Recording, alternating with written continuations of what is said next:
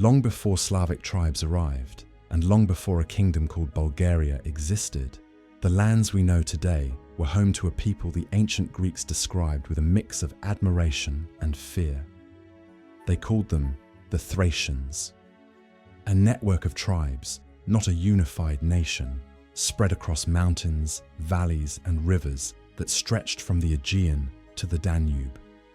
And yet, despite their fragmentation, they shared a cultural world that was unmistakably their own.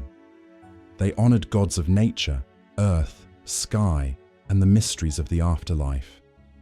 Their nobles were buried in immense tumulus mounds, rich with gold masks, weapons, and intricate ornaments. The outside world saw these customs and believed the Thracians lived on the borders between the civilized and the divine. Their sanctuaries were carved into stone peaks. Their kings ruled through prestige and lineage.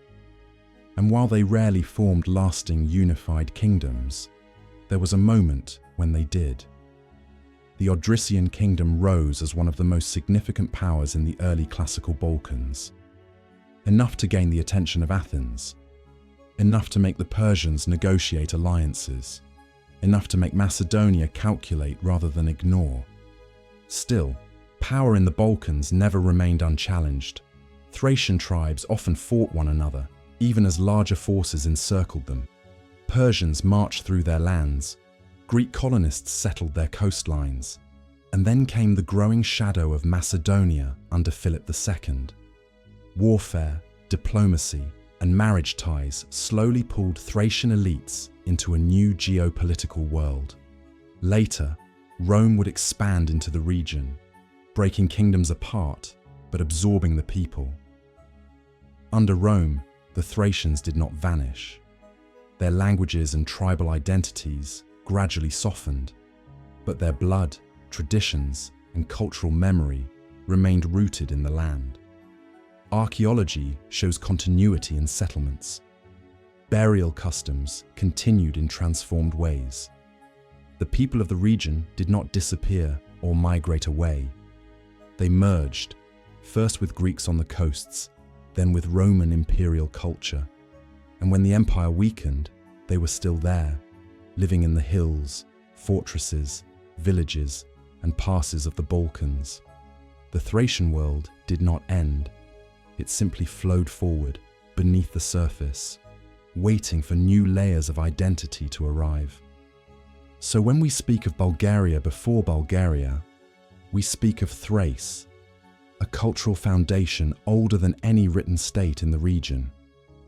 A presence that continued silently through centuries of empire and invasion.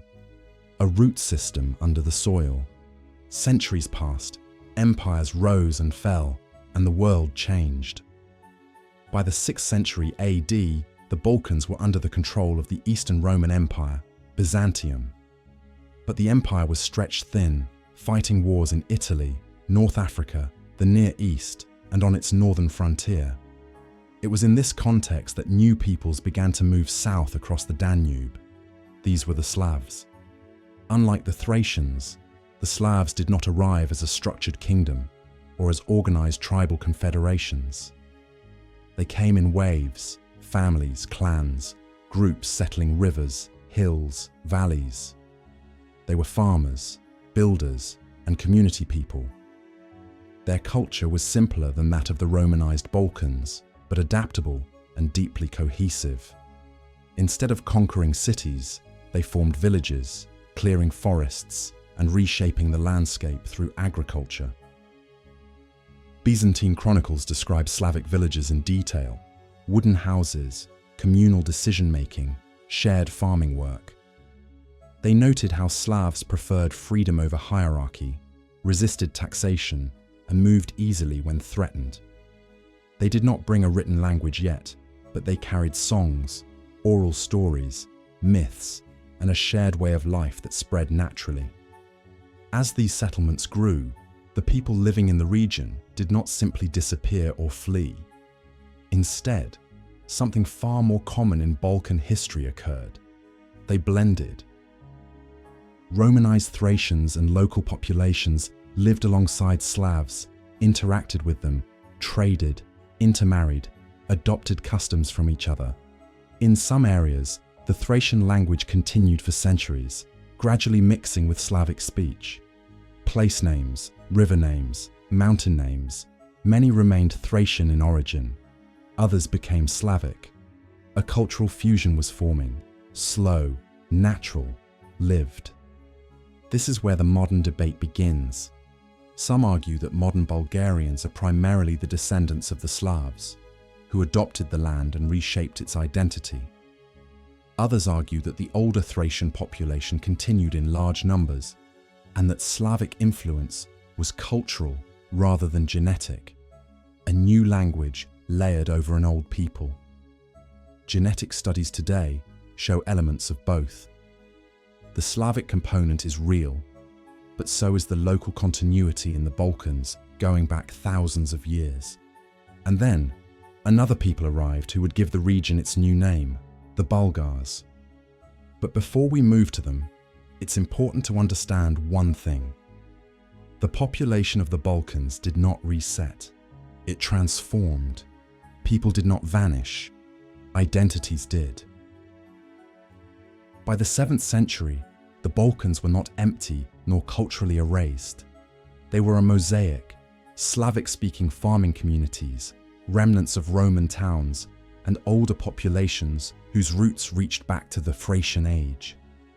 Into this evolving landscape came a new group, the Bulgars. The Bulgars were a semi-nomadic, warrior elite originally from the Pontic-Caspian steppe, near the regions north of the Black Sea. Their culture had ties to the steppe world, horse archery, clan-based hierarchy, and ruling chieftains. They were led by a Khan, and they brought with them their own traditions, symbols, and identity. They were not many in number, but they were organized and militarily experienced. Led by Khan Asparuh, the Bulgars crossed the Danube and entered lands already populated by Slavic-speaking communities. Asparuh did not conquer a void. Instead, he formed an alliance. The Bulgars established themselves as the ruling caste, while the Slavic tribes provided population, labor, agriculture, and local stability. This fusion was not accidental, it was strategic. The Bulgars knew they needed a population base.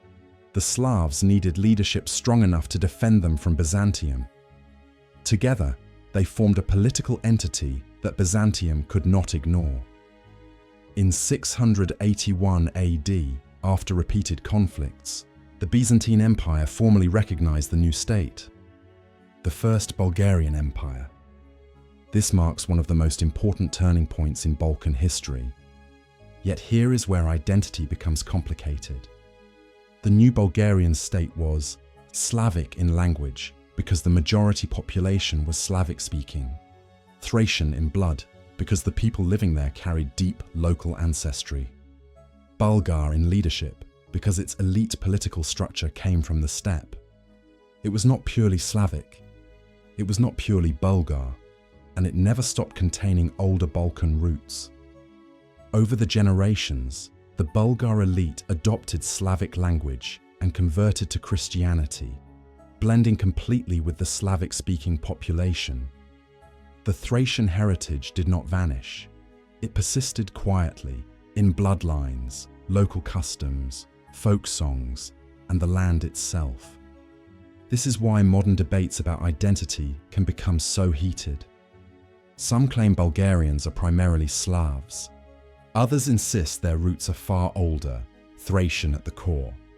And others emphasize the Bulgar ruling legacy. The truth is not either or, it is all three together. So what does all of this mean for modern Bulgarians?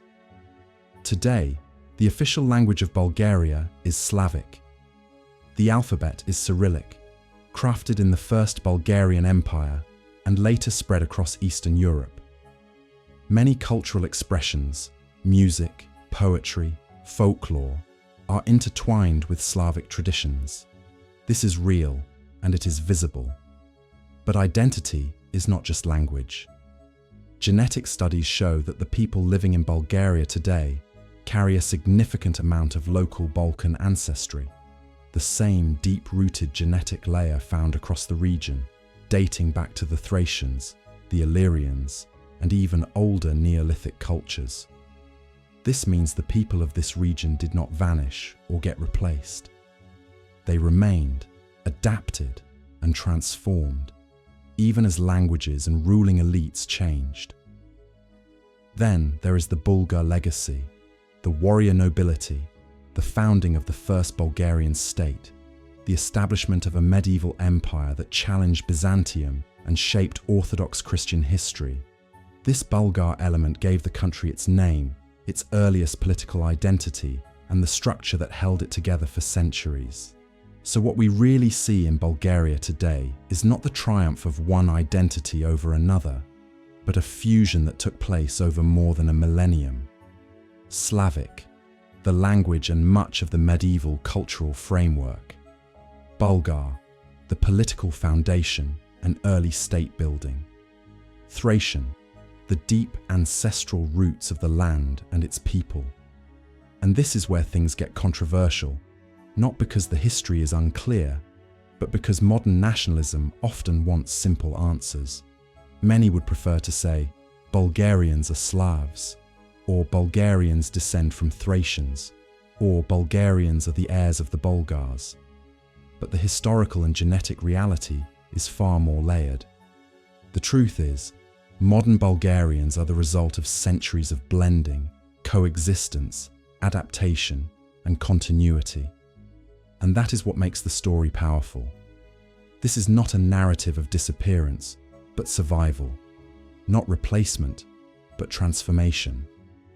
Not a single origin, but a shared one. The Balkans have always been a place where cultures collided, merged, and reshaped one another. Bulgaria is one of the clearest examples of this, a nation formed not from a single people, but from many. So who are the Bulgarians? Not just Slavs, not just Thracians, not just Bulgars. They are the continuation of the people who lived on this land before history was written, reshaped by migrations, empires, and faith.